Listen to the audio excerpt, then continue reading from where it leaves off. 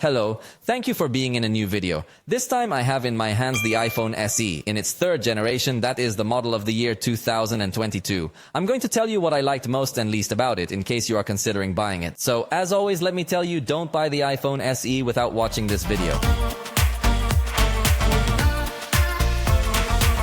Let's consider its launch price, which in Mexico is 11,999 pesos. On the screen you see the reference price in dollars, although remember that the prices here are not the same as those there. Remember that the full review is available in case you want to know it in more depth. If there is something that I do not mention in this video, it is because I think it fulfills according to what one would expect from this price range. Let's start with what I like the most. The device is very compact, very comfortable, and very light to hold in your hand. There are very few devices these days with a considerably small screen to be able to use it comfortably without needing to use both hands. So, really in that experience, I don't think there is any other device that comes close to the experience that this slim and light device can give you. It has the traditional switch to put it in mute mode. It doesn't have an action button like the latest iPhone, but I find this switch very useful as you can physically know if the device is already on silent or not, and very few devices integrate it, so very good experience here. The display offers True Tone. This means that it will be able to adjust its color to better represent the white balance that we have in the environment.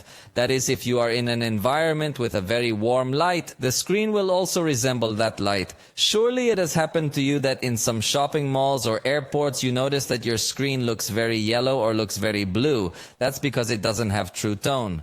But since this screen does have that feature, the truth is that you almost always have a very comfortable display in any environment.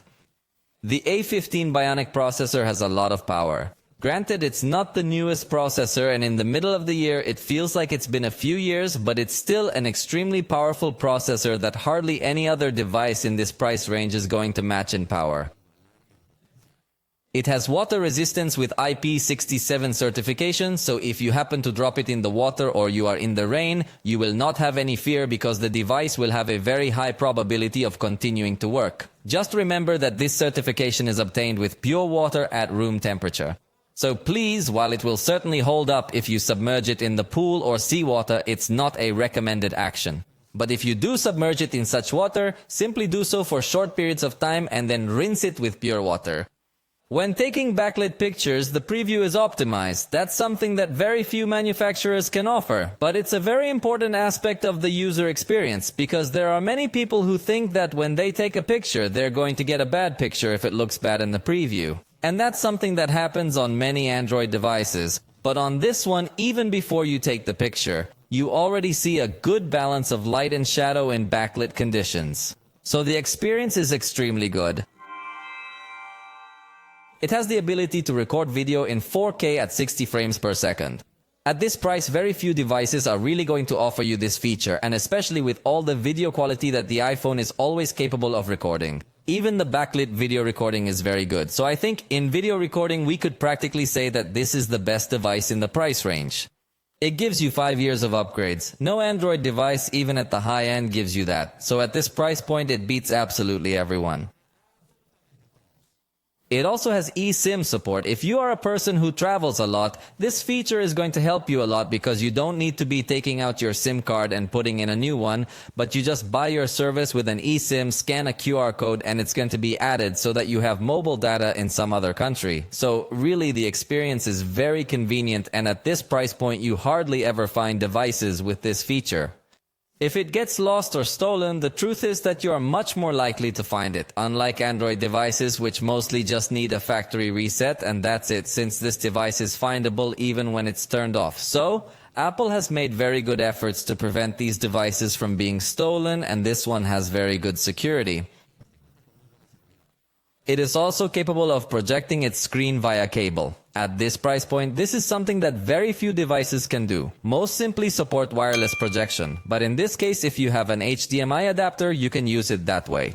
The Apple ecosystem is excellent, although this at the same time can play against you because if you want to coexist with devices from other brands, it is very complicated. However, with Apple devices, you will have a very nice experience because everything coexists amicably with each other. But let's get to what I didn't like. The base version is 64 gigabytes. The truth is that at this price on Android, you would already find alternatives of 256 gigabytes. So it feels too limited an experience. Especially if you're going to record a lot of videos, because I was saying that it's very good at recording videos, but with 64 gigabytes, it's going to fill up very quickly. The design feels very old, having very large bezels at the top and bottom. It even has a physical button still, so it definitely looks too old aesthetically.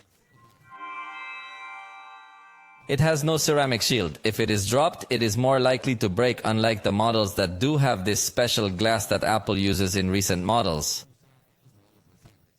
No ultra-wide camera. Having only one camera not only makes it look very plain unlike other devices, but it also has some limited experience. It would be great if we could get an ultra-wide camera to have more perspective, as it will be a very unversatile camera. Its maximum zoom is only 5x digital. In this price range, I think it is the shortest zoom you will be able to find. On the Android side, there are devices with much better zoom at this same price.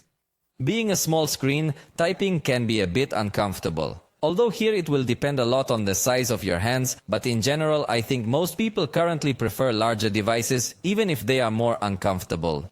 This device can get warm if you're putting a lot of demands on it. This is because it's very compact, very small, so it has little room for cooling, and the processor is very powerful. So if you put heavy activities, the processor is going to deliver all the power, but that will produce a lot of heating. The screen is a mere 60 Hz. On the Android side, you'll find devices with 120 Hz screens in this same price range without any problems, but Apple for some reason is reluctant to put a higher refresh rate on their most basic models. This means that movements, all animations and transitions, or when scrolling through apps, are going to feel less fluid than they would on screens with a higher refresh rate.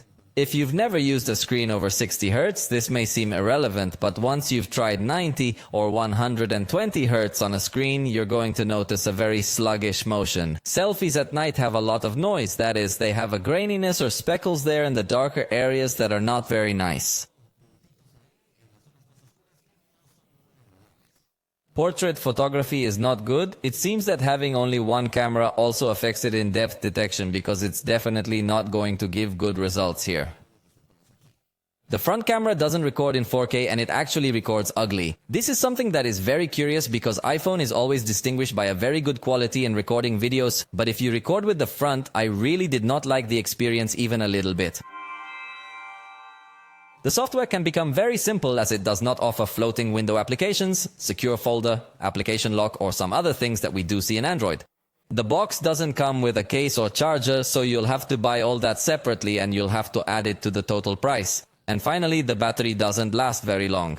The truth is that this was something predictable because it is a very compact device, very tiny and very thin, and obviously its battery will also be very small. Therefore, it is not going to offer you a very remarkable autonomy, and it is likely that you will constantly have to be looking for where to charge it. Also, remember that it still has the Lightning connector, and since most recent iPhones already have USB-C, you might have more trouble finding a charger that someone can lend you. But if you already bought it, let me know your experience in the comments. Remember that if other people are considering buying this device, they're going to read your opinion and how you've done with it as well. Let me know absolutely everything about your experience. For the moment, we have reached the end of this video. If you liked it, you know you can let me know, and we'll see you next time.